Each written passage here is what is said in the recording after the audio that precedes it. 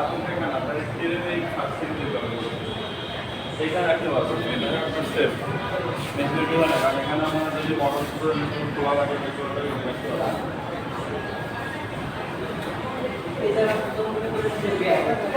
ঠিক আছে এটা আপনার অন্য প্ল্যান করে না মানে না না এটা খুলে দিতে হবে এটা খুলে গেল